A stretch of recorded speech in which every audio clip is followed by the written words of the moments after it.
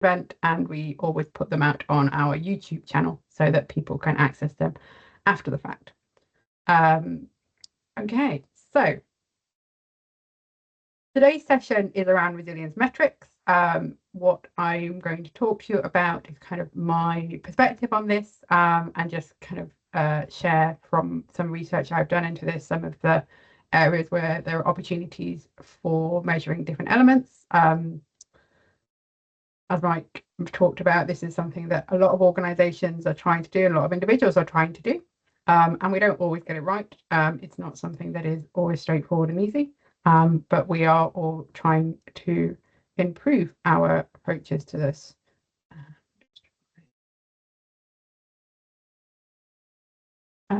So first, I have a question for us all in the room.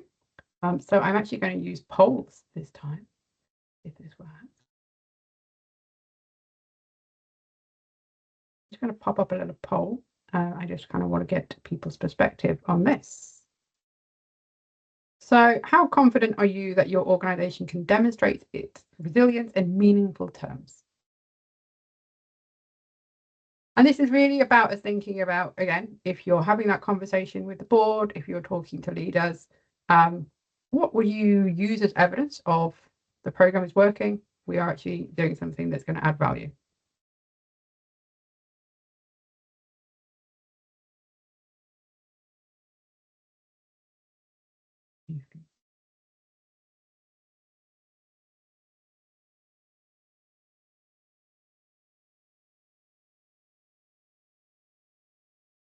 So it sounds like we have the majority of people are not very confident, relying on compliance checklists. And then there is one person that says, do measure, but there are gaps. Brilliant. Okay, that's a really good starting point, because then let's talk about what some of the options are. And I think a lot of what we talk about in this will be quite familiar to you as well, in terms of what we are actually measuring, but maybe what we can think to measure going forward. So I just wanted to share sort of some perspectives from some recent reports that came out around resilience and global security from the World Economic Forum, that talks about actually how seriously are people taking this subject, and what our opportunities might be. So from the last research that was done in 2025, 84% of companies felt they were unprepared for emerging uncertainties. And unsurprisingly, I think we can all say, only 13% felt that they actually were measuring their resilience, and they had a clear understanding of how they would deal with different events, how they would respond to different events, and actually whether they have got a good resilience posture. What was also interesting in the data that we looked at as part of our preparation for this call is that there is a marked increase in discussions around resilience. And obviously we know resilience can mean lots of different things, and it will be used in lots of different ways for big organizations, but this is a topic that is becoming much more important, and it's something that boards are much more interested in, and that's why we need to be thinking about how we're going to measure what we're doing is adding value and actually helping organizations be prepared. So let's talk about why it is important to measure. And again, a lot of this comes from some of the literature that is written around this. I'm going to start on the right-hand side, because I think we all recognize that measurement helps to demonstrate for boards and regulators that we are doing something. They often want to see evidence of plans developed, BIAs in place, exercises that are run. So that is a really good level of information, and it shows one picture. We are doing the work, we are achieving what we need to do. But it's also really important because actually it starts to build clarity and trust. And I think, again, what we would hope that measurement can help to bring is leaders a clearer picture on where they should be spending time on resilience, where resilience is already in place. What measurement can really help to do is actually to show where organizations maybe have spent too much time. I've seen it used to great effect in some organizations that I've worked in to actually demonstrate that you are investing too much in the resilience of a particular part of an organization, and actually you can scale back on that, but perhaps not in this area. So it actually helps the organizations to make better decisions about where they need to invest. And it also builds that confidence. It also talks to stakeholders and explains to stakeholders that we are spending time on this. So it is an opportunity again for leadership and managers to demonstrate that they are taking the risks that could impact their business seriously, and they are doing something about it. And for us as resilience professionals and continuity professionals, what we need to be thinking about is how do we convey that to our leadership? How do we actually then talk about the information that they then need to be able to share with stakeholders, with shareholders, that build that confidence. Finally, I think it is about that, what good looks like. We do spend a lot of time, I think, talking around achieving best practice, achieving standards. And I think it's an important thing for any organization within themselves to kind of evaluate what do we think good looks like, and where do we think we are. And measurement gives us that sense of how are we doing against our policy, how are we doing against our aims and objectives around resilience, and how are we making sure that we actually are spending time to achieve better resilience for our organizations. So let's talk about where the problems might be and what is it we're trying to fix in terms of talking about resilience measurement. And I think it comes back to a little bit of what we just talked about in the introductions, and I'm confident that those of you doing this day to day will be familiar, and you'll be able to kind of see where you're up to. And back to the question I asked at the beginning, where do you feel you are? A lot of organizations do spend a lot of time measuring very definitive things. As we already talked about, or I just mentioned in the last slide, it is that kind of, we've got plans, we've updated them, we've reviewed them, they have the most up-to-date date on them. We have done 20 exercises in a year, or we've done 5 exercises in a year. We have trained X number of people. We have a business continuity policy. We can tick the box. And they are helpful to measure. And if that's where your organization is, that's a good starting point. But it doesn't measure your ability to actually respond. It just measures the capability. It just measures it doesn't measure the capability, it just measures the things we have done. And it gives leadership a very good, warm feeling, I'm sure, because at least they can say, we are spending time on this, we are doing this. But the challenge, we all know that it doesn't tell you, is actually how good are your plans, how quickly we can recover. It doesn't also talk about whether there is a market increase in resilience. And where I do see organizations doing really well around challenging some of the higher level concepts that you can see on the right hand side of this, is that how do we compare to our peers? And if we are leading, that's great, but how do we continue to lead? How do we continue to be above and beyond where our peers are in resilience, rather than just sort of, we're doing enough, let's not invest in this further. So it is about that measure against where we were last year. It is that measure of actually, can we achieve recovery times? So we spend a lot of time within developing business continuity talking about we need to recover our activities within a certain time frame. Exercises help us to actually demonstrate that. Can we recover within the time frames we need to? Can we actually perform when we need to?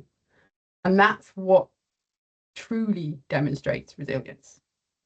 And that is the things that we should be trying to measure as part of our programs.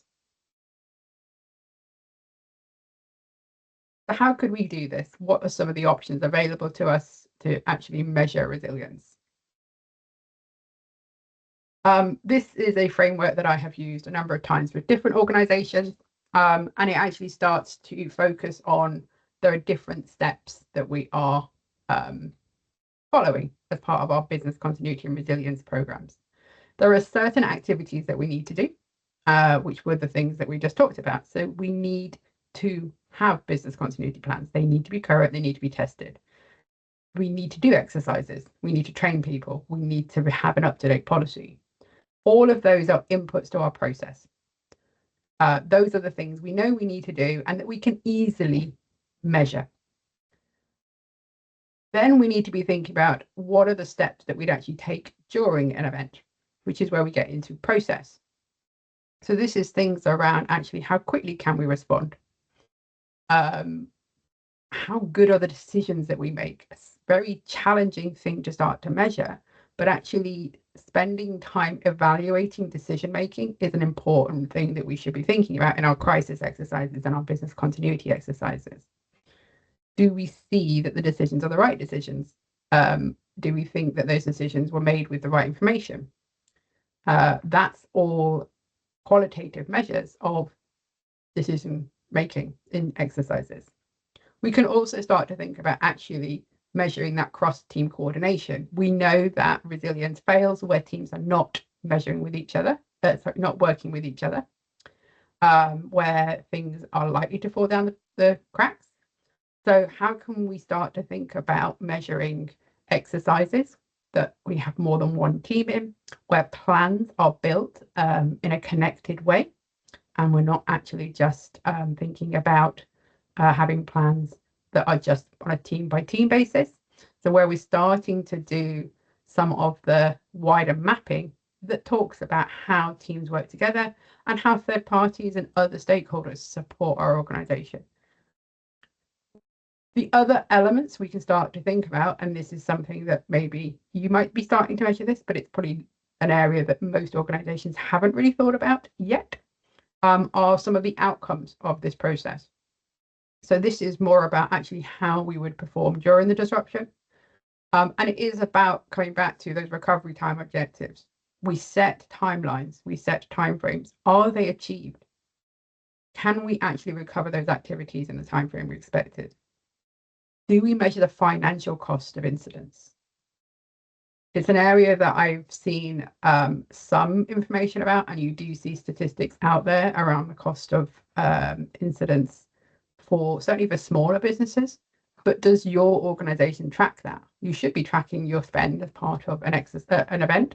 But how do you actually then measure that against what work you've done prior to this?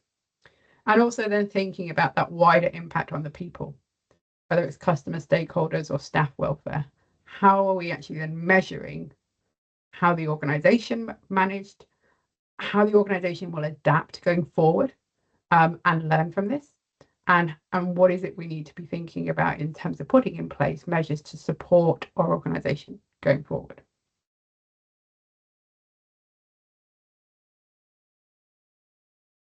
The final bit I want you to touch on is really then how do you then talk about this with your board, and how do you then talk about this in a way that's going to demonstrate the value of resilience going forward?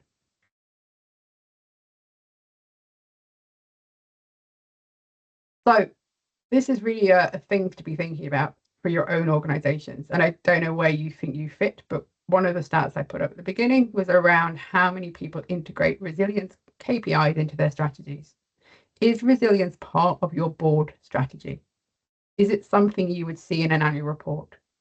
Is it something that you talk about actively with those leaders?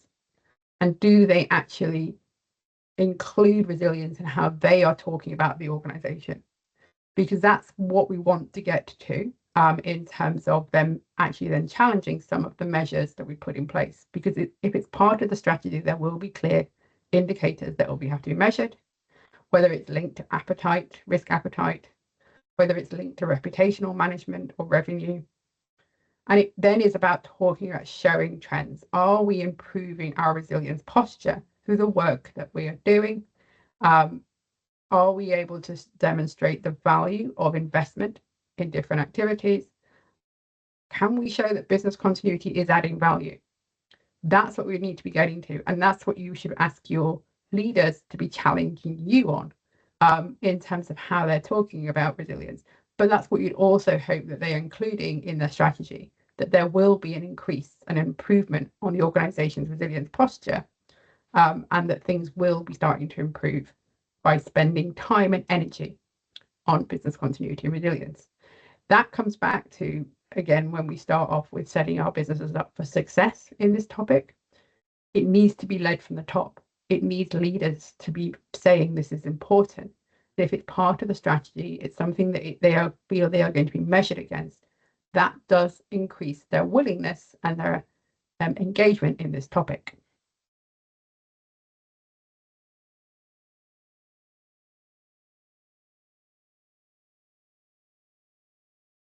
Coming back to some of the results of some of the research that was done last year, what was found as part of this research is that actually a lot of boards, the majority of boards, are talking about resilience. They are thinking about it. It's part of their annual reviews, and it's something that will be part of their annual, or it'll be part of their board agendas on a regular basis. But what they aren't able to do yet is actually demonstrate that. So they still feel unprepared. They still aren't clearly able to measure resilience and demonstrate that actually they are doing things that's going to improve them.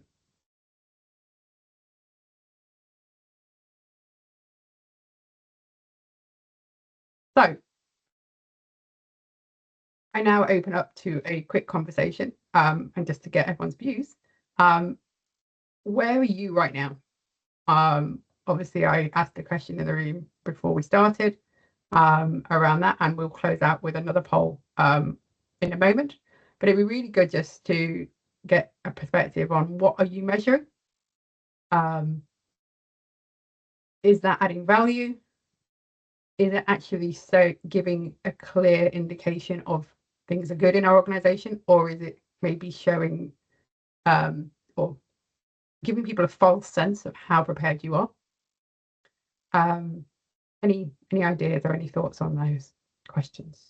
I don't think my organisation does anything like this, from what I can gather. But as I said, it's really early for me. I appreciate that. Lifting an initial lid, I strongly suspect that, well, from some of the very initial discussions I've had, I think they're pretty immature generally.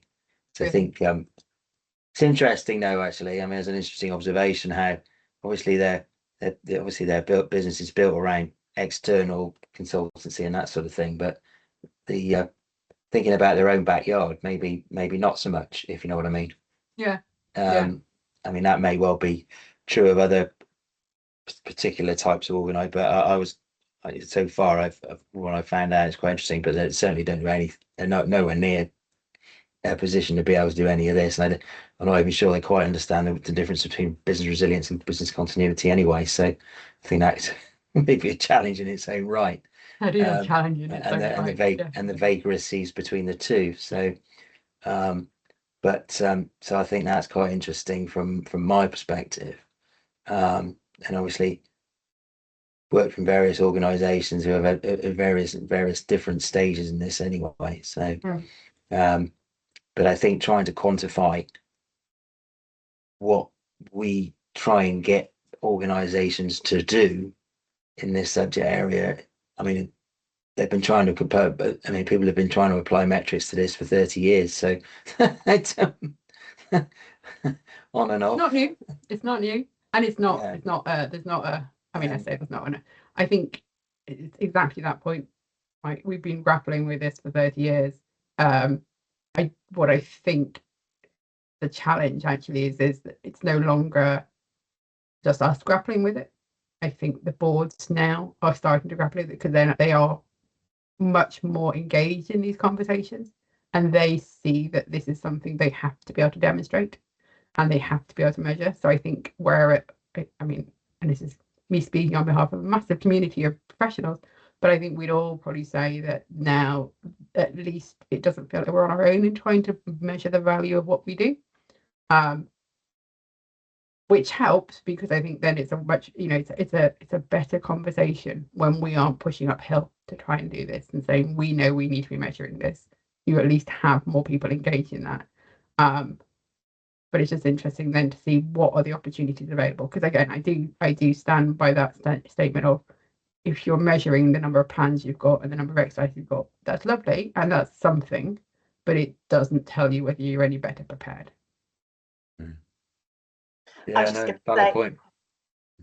Oh, sorry. I was just going to say, Helen, maybe linked to that as well is maybe what is an advantage, if you can call it an advantage right now, is that because of the uncertainty of the world that we currently kind of live in, and how businesses can be so easily affected by global issues now, maybe that's an ideal opportunity to get, you know, those conversations going in boards, and, you know, the business community coming together, and also maybe pushing for maybe some kind of standardization of metrics. So I don't know who is the key, sorry for my ignorance, who's the key kind of like membership organization for resilience and business continuity and crises management, but I would say now is like the perfect time to kind of get, you know, all those people together to try and get some kind of standardization going, because I think that will benefit kind of people knowing that what the world is like currently.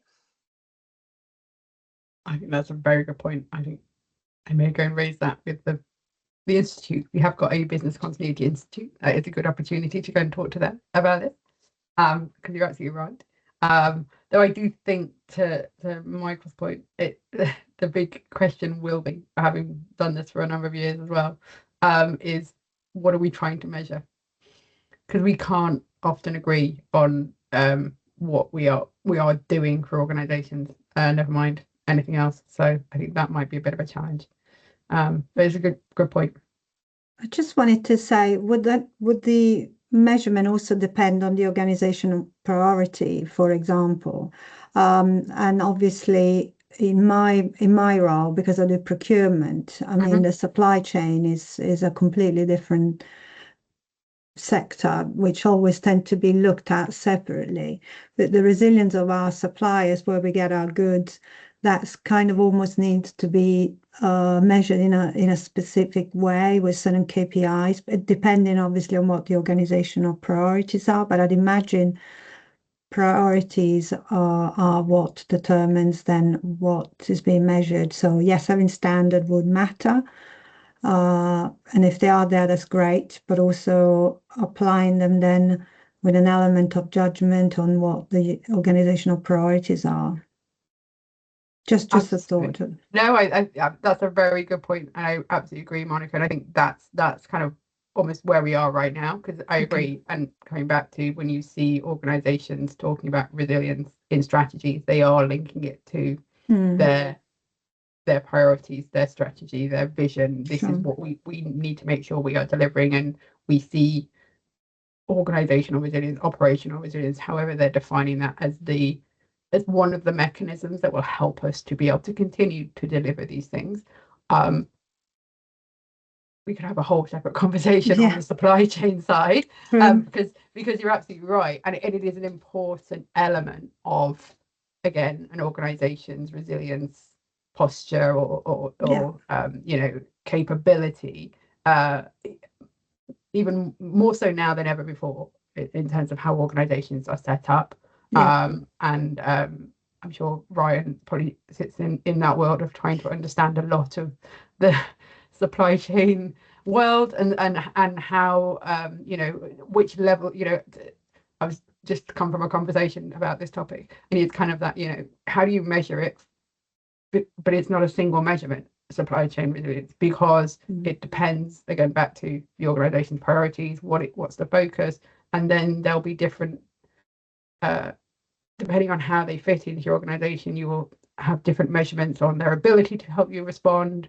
Depending on what level they are within your supply chain, you will also have different elements that you're measuring around their ability to support you. So I think it's another thing that we should be thinking about tracking, in terms of what does that tell us about how resilient our organization is. I do think that's part and parcel of some of those measures that organizations should be thinking about, again, depending on how important suppliers are to you.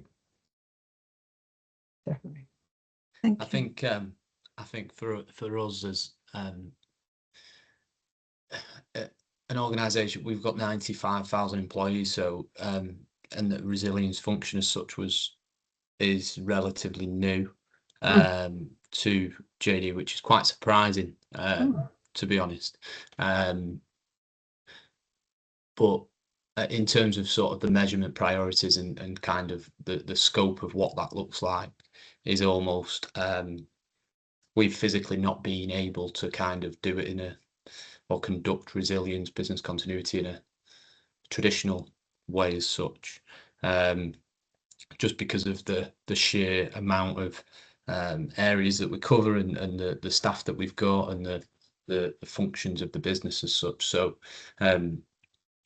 ours is almost a minimum viable business now, which is almost what do we need to do to keep trading? What's the bare minimum that we have to do to keep going? And I think going through that process, which is heavily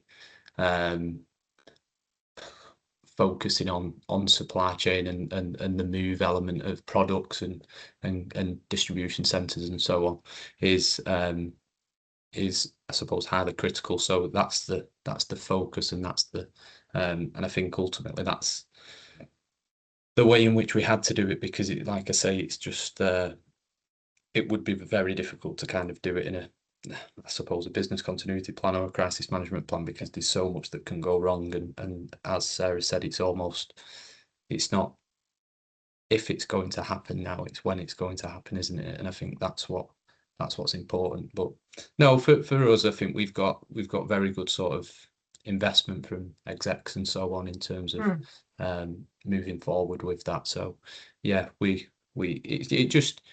interesting when you're on calls like this, isn't it, and speaking to different people to see the different I suppose functions within businesses for resilience and business continuity. Yeah, and I think to your point that everyone does approach it slightly differently. You know, for you, the approach you're taking makes a huge amount of sense because the scope and scale of the organisation is so big. If you didn't start with a very clear what is it we really need to keep going, you would completely lose yourself and any value in the work you do. Whereas other organisations do have to just kind of model 3 maybe isn't quite the right way to explain it, but you know, I talk to a lot of public sector organisations and they don't necessarily have the ability to kind of be a bit more clinical, I will say, which is ironic considering some of them are clinical organisations, but they can't just say we're not going to do things, or they can't necessarily take such a even though it's such a clear view, even though I always advocate you do, you know, it's not always that straightforward. But I do think the more you can be focused in that scope, you are then actually thinking about measuring the right things as well. So again, you are seeing where are we adding value to the priorities as Monica was talking about. It does bring you back to actually let's make sure we are talking about the things that really matter, and not just trying to do too much and get lost in the noise, because again, we all know that we can measure lots of things. We can gather data on pretty much anything you want to gather data on. That's not going to help anybody feel more prepared. That's not going to help a leader feel like they're actually adding that this is working for them. It is going to potentially become just a lot of information, a lot of noise. Just to quickly close out this, I have one quick poll. Just be to get people's perspective on what do they see as the biggest barrier to measuring resilience in your organisation at this stage? You have more than one answer there. I didn't think about that as an option. Next time I'll give you more of a choice, because I do appreciate there are lots of different. Can you know that's like what, you know, one at the end says all of the above. All of the above. I know. Not quite as straightforward as that. Yeah. Okay. But I would argue that potentially is the case though for many organisations. For me, you're right. Yes. You know, and picking up on some of the observations from others, I mean, I think you'd have thought that, you would think, I suppose, that sort of world we live in today and the added issues and problems that businesses are faced on a regular basis, day-to-day basis, why is this still such a hard sell for many people? I guess I would, but I'm often dumbstruck by the. I know. It's like, really? I share your view on that as well. Right, 'cause I think you can't sit in the world right now and say, I know that's right. Yeah. You just can't, like that. You literally would be living under a rock. Unfortunately, there are a lot of people that like to live under that rock. I think some of it. I mean, I can answer. I could tick any one of these boxes. I haven't really been in this company long enough to offer, but my initial thoughts are probably it's down to the usual appetite at the top of the business, really. But some of that, as I think, has been highlighted. I think some of that is because they don't know. Or they're asking the wrong questions, maybe. I don't know. Yeah. But I don't know. I find it mind-blowingly baffling at times these days. Yes. The world of mine is baffling at times as well. Okay. Thank you everybody for joining today. So I am conscious that we are just coming up to time on this session. We run these sessions every month. We are currently deciding on what the topic will be next month, but it possibly may be related to AI, still to be 100% confirmed. So please use the QR code in the chat to register your interest. When we have more information, we will share it with you. Tell people about this group. It's a monthly group. We like to talk about lots of different things and just get engagement. So if you found this useful, please share it. We will be sending you the recording. Thanks, Helen. Nice to meet you all. Thank you very much. Thank you very much, guys. Have a great day. Appreciate your time. Yeah, cheers. Thank Bye. you. Bye. Bye-bye.